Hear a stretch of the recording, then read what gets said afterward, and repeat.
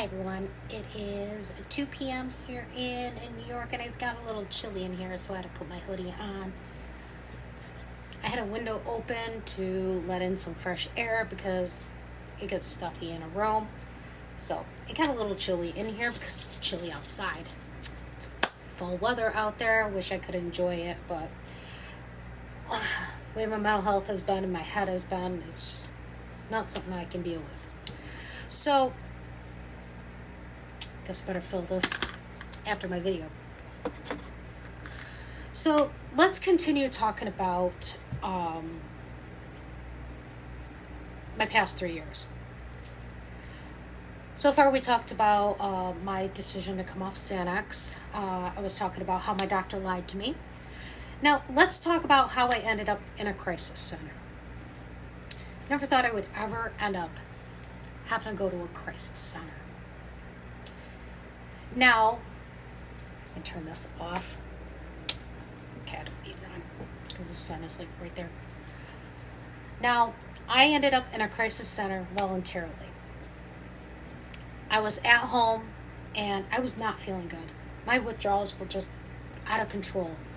I didn't know how to handle them. I didn't know what was going on. I was completely losing it. I was pacing back and forth. I was in tears. So I got on my phone and I started searching for help. And I came across the crisis center that was out in the city, which the crisis center is actually down the road for me. So if you ever need a crisis center, it's right down the road. In tears, I approached my husband and said, I need help. I need to go to the crisis center. I need help. I cannot do this. I am losing my mind. I was in tears, literally tears, telling my husband I needed help, that I didn't think I was going to make it, that I was completely losing my mind.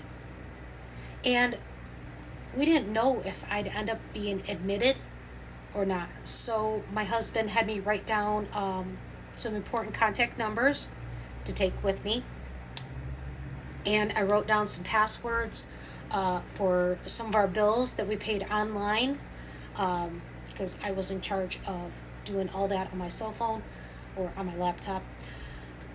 I wrote down important information that he would need if I'm not here. We ended up setting up a backpack for me, and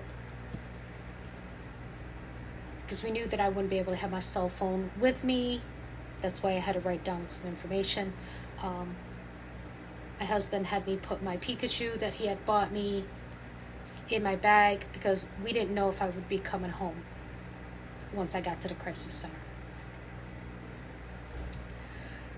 So my husband drove me to the crisis center and we went inside, and I signed in, I filled out the paperwork and everything, and I waited in the waiting room, and I was pacing back and forth, back and forth, back and forth.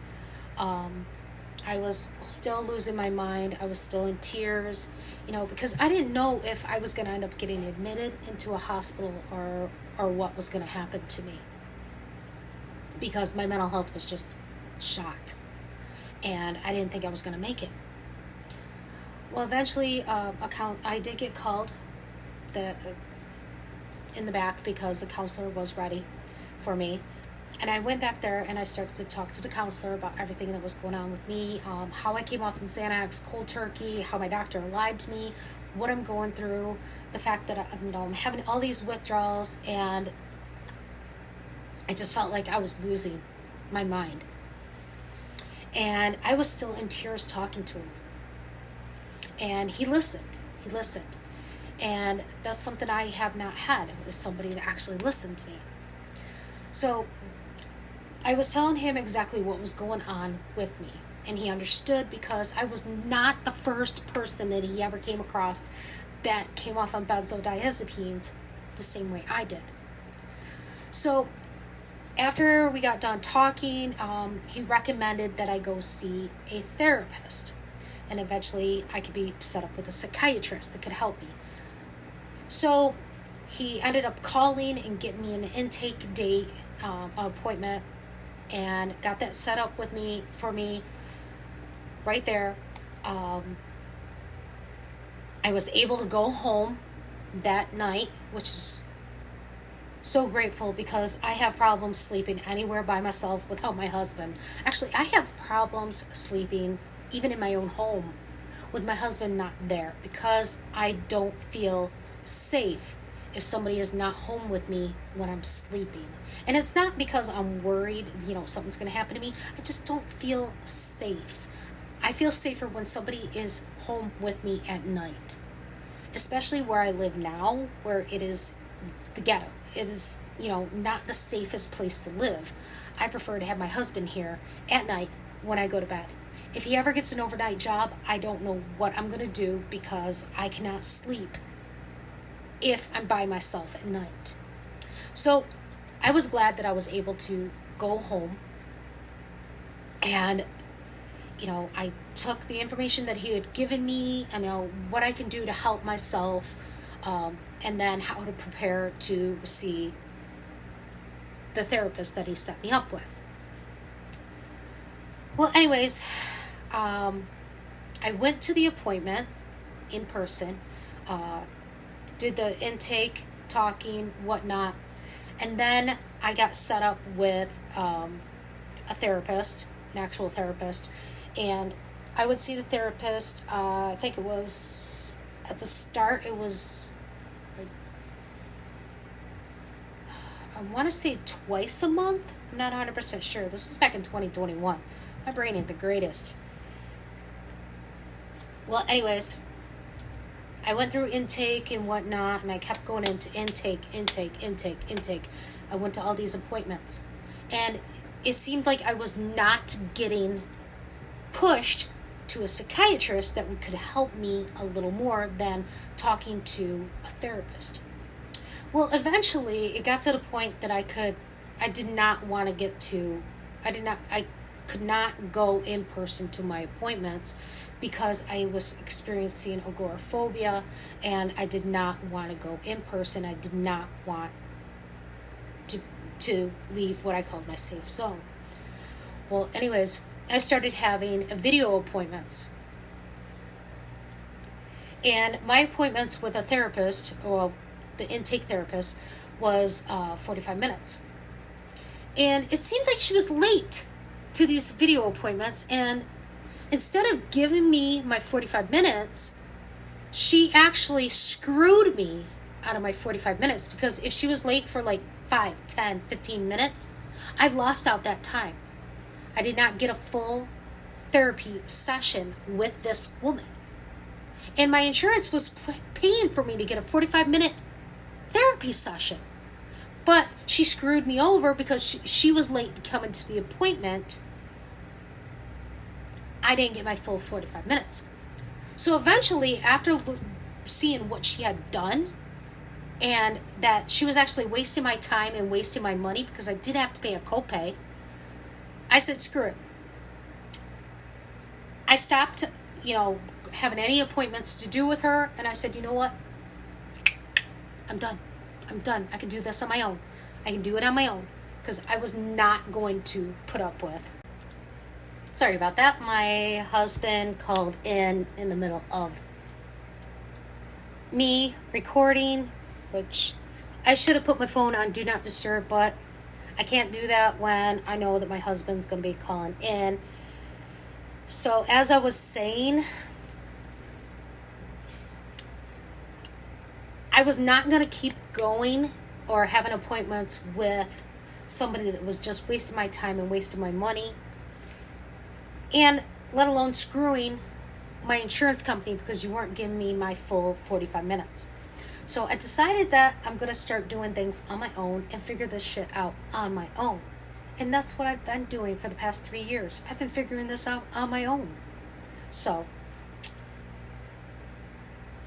that's when I tell people, don't always depend on therapy to get you through what you're going through.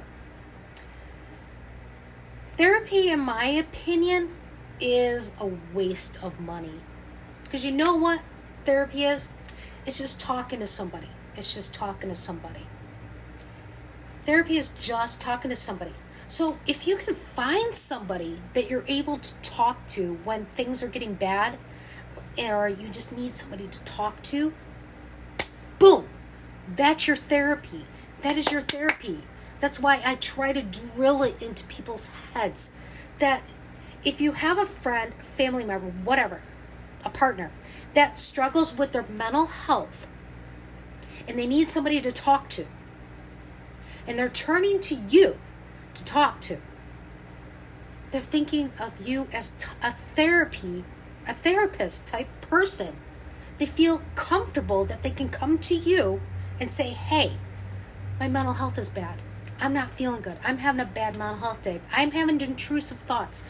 They feel safe coming to you to explain what's going on. And if you shrug them off, they've lost all that faith. They've lost that faith.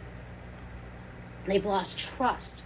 They feel like they don't have a friend anymore, somebody that they can come to. So that's why I tell people, if you have a friend, family member, spouse, whatever, partner, whatever, if they need to talk to you about their mental health, then what you need to do is listen.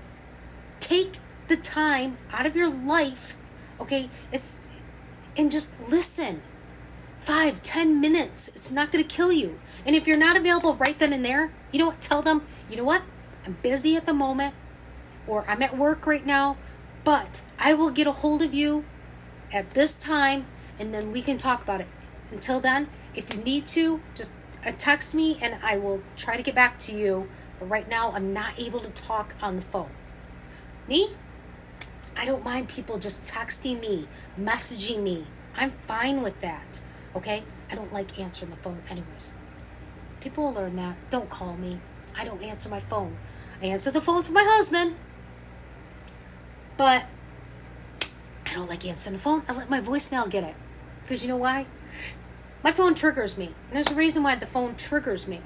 Okay? And I think it's because of me receiving the phone call at 4 o'clock in the morning that my dad had passed away back in 2017.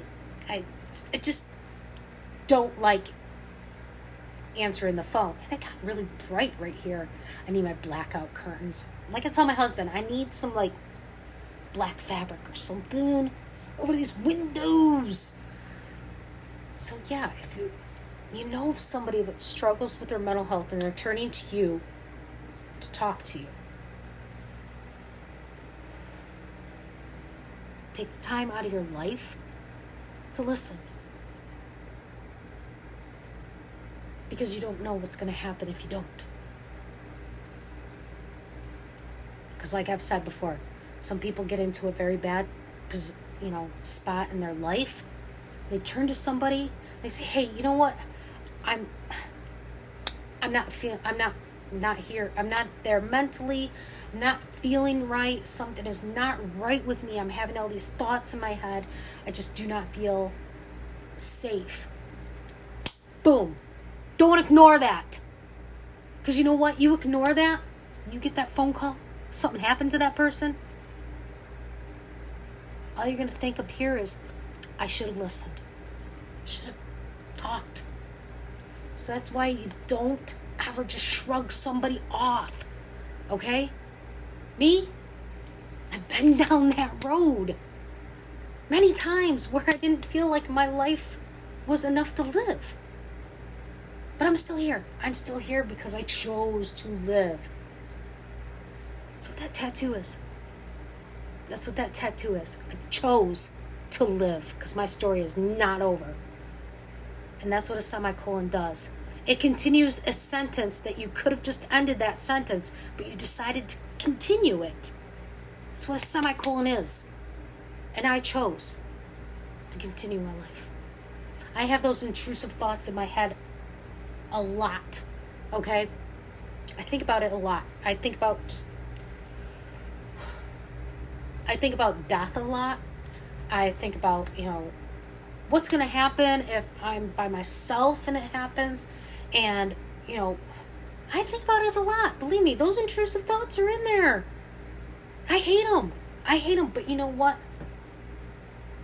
I let them be there. Because I know it's just my mind playing tricks on me. Okay? And it's usually like in the morning after I wake up. And I wonder, maybe if it was something in my dream that triggered it or whatnot. But I have those intrusive thoughts in the morning. They subside. And then I go on with my day. Do I know how to get rid of the intrusive thoughts? No, I don't. Seriously, I don't even think I could even figure out a coping mechanism for that one. So, that is how I ended up going to the crisis center, how I ended up in therapy, and how I ended up getting rid of my therapist. And again, if you know somebody that's struggling with their mental health and they turn to you to talk, you're like a therapy lesson. You're a therapy session for them. It's free for them just to have a friend to talk to. That's all therapy is. Talking. So why pay for it? If you can find a really good friend, good family member, your partner to talk to in a time that you need somebody to talk to, you don't need to go pay hundreds and hundreds of dollars to go see a therapist.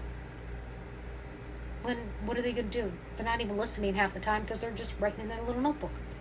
They're only hearing bits and pieces of what you're saying. Whereas your friend, they're not going to have that notebook. They're going to sit there and listen to you. That's all I have to say. Stop paying hundreds of dollars for therapy. If you only need talk therapy, stop paying that much. I stopped. I mean, I could probably use a therapist right now. I don't know, but it's because of my home life. It's what I deal with. I could use some therapy, but I'm using my vlog for my therapy. I'm using you guys. You guys are helping me. So, I'm going to let y'all go. My husband said that he had to pick up one of my medications for me that was available. Then he's going to go help his boss's mom clean up her yard and whatnot, because we want to get that done before winter hits. And this is New York. We don't know when that snow could come or bad weather's going to come. Never know. It's unpredictable. It's New York. So they want to get that done. And then he'll be home. So I don't know if I want to get something to eat or what. But I'm going to let y'all go. And next time you see me, I'll be able to use my mic because this cell phone is almost charged. Right? So bye for now. So stay tuned.